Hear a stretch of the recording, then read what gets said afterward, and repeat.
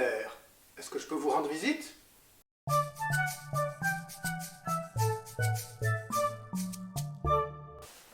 Confiné, comme dans un carton. Aujourd'hui, nous finissons notre 4e semaine de semi-confinement. Et depuis le temps que j'entends ce mot, je me suis demandé d'où il venait. On entend le mot confin dedans, extrémité. Et confiner, c'est ramener les extrémités jusqu'au moment où on peut les toucher. Et c'est bien de cela qu'il s'agit. Notre espace de vie a été réduit. C'est pour notre protection, nous le savons, enfin pour la protection des plus vulnérables parmi nous.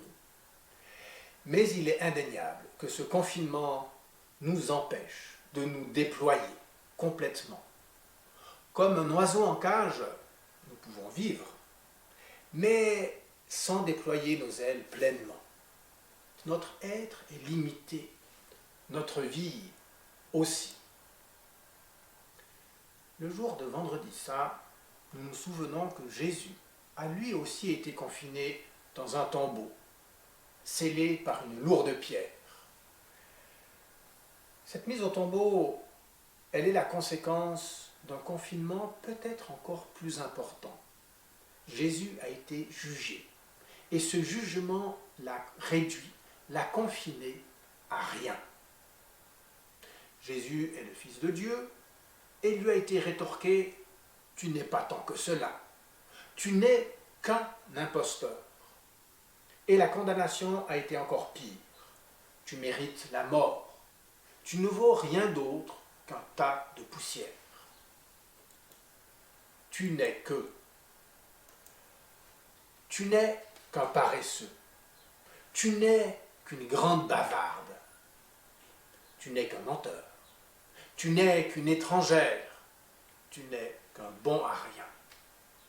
Combien de fois nos jugements réduisent les autres, les confinent, leur coupent les ailes?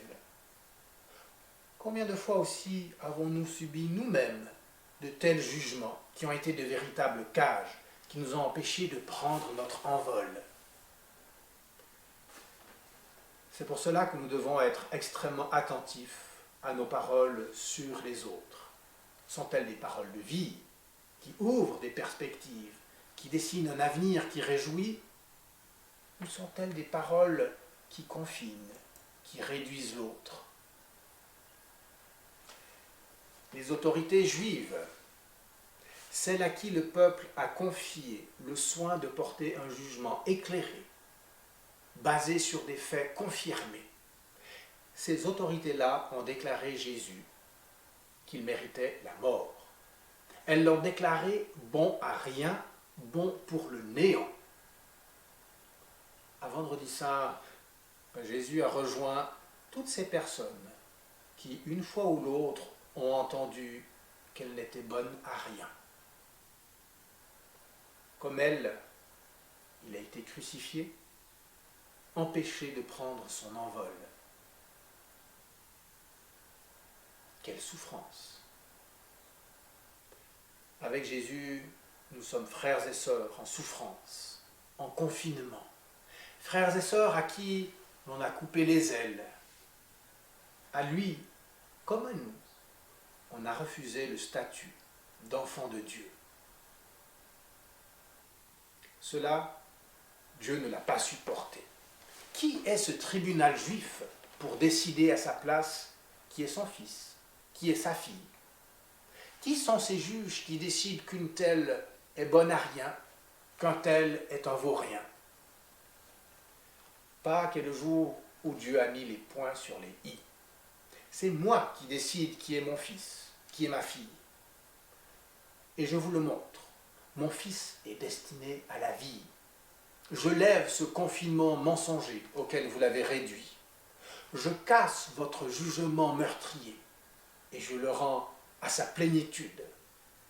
Un oiseau est fait pour le ciel, mon fils est fait pour la vie. Et chacun de nos baptêmes nous apporte ce même message. Nous sommes fils ou filles de Dieu. Nous sommes destinés à la vie du ciel.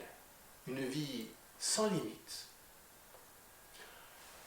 Vous comprenez bien que les limites qui sautent avec la résurrection, ce ne sont pas les limites que nous impose le respect que nous devons aux autres personnes.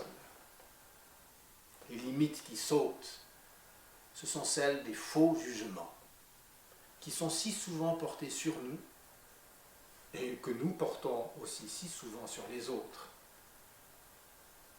Alors je vous invite à la prière pour dire à Dieu nos erreurs de jugement, pour dire à Dieu aussi nos souffrances de personnes si souvent mal jugées, si souvent confinées.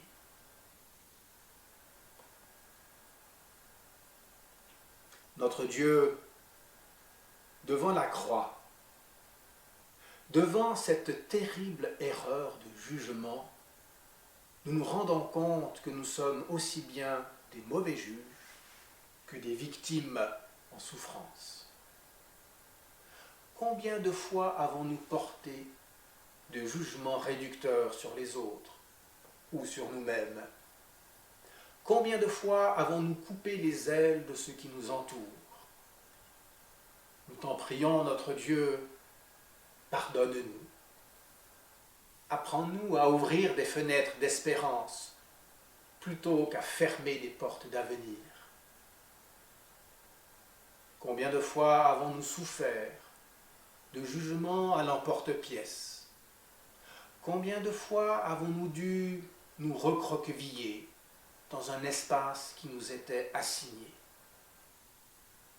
Nous t'en prions, notre Dieu, mets-nous au large, ressuscite-nous, guéris-nous de ces blessures et ouvre-nous à la vie que tu nous promets. Amen.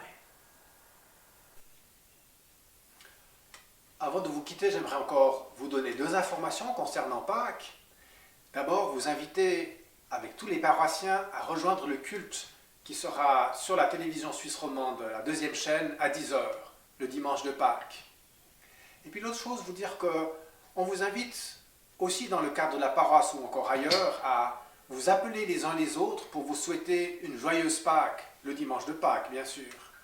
Un bref téléphone, pas besoin de faire de longs discours, surtout l'essentiel c'est de sentir les relations qui se tissent au sein de la paroisse. Merci beaucoup pour votre accueil, je vous souhaite de belles fêtes de Pâques et que Dieu vous bénisse. Au revoir.